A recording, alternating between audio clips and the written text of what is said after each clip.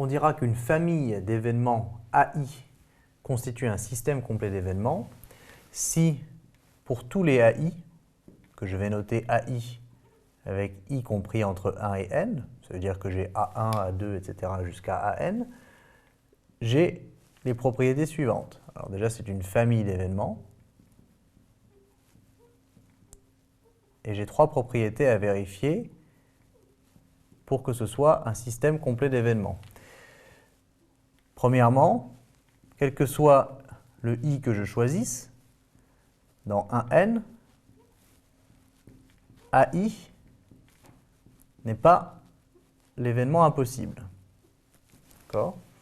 Ensuite, si je prends I et J, quelconque dans un N, eh bien, dès lors que j'ai I différent de J, ça implique que AI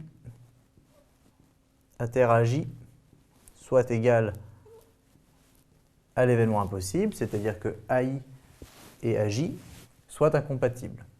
Donc il faut que tous les événements de la famille soient incompatibles 2 à 2.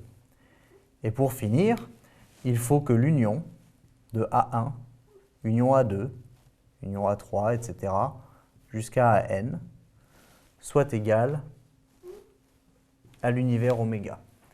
Dans ce cas-là, je dirais que la famille AI constitue un système complet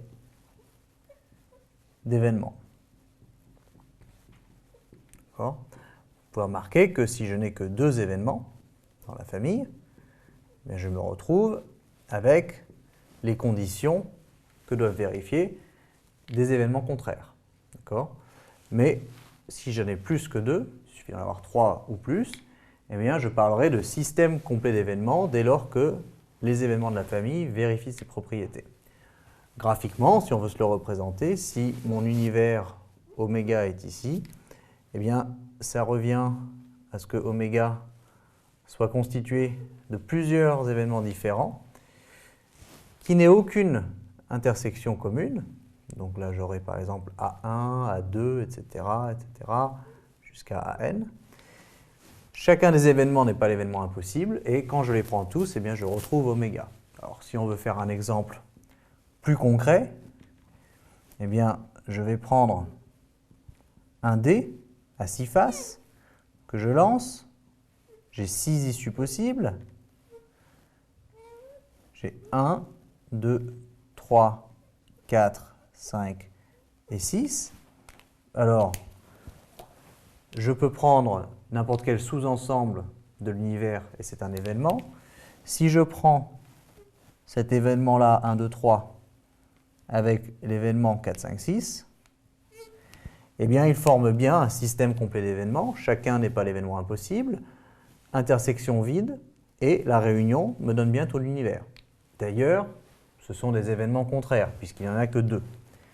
Maintenant, si je raffine un petit peu et que je dis que je prends 1, 2, 3, 4, 5 et 6, chacun indépendamment, eh bien chaque événement, ça pourrait être A1, A2, etc., A3, jusqu'à A6, chacun est non vide, enfin non impossible, donc chacun des événements n'est pas l'événement impossible. Leur intersection de A1 et A2 est bien l'événement impossible. Et lorsque je les prends tous, A1, A2, etc., jusqu'à A6, je retrouve l'univers, donc j'ai un système complet d'événements. Dans le cas où je prends les 6, le cas rose, dans le cas jaune, j'ai un système complet d'événements et c'est identique à avoir des événements contraires, simplement parce que je n'en ai pris que 2. Donc c'est un cas particulier. Voilà, donc si ça vous permet mieux de comprendre ce qu'est un système complet d'événements, ça va être une notion fondamentale lorsque l'on va parler justement de la formule des probabilités totales.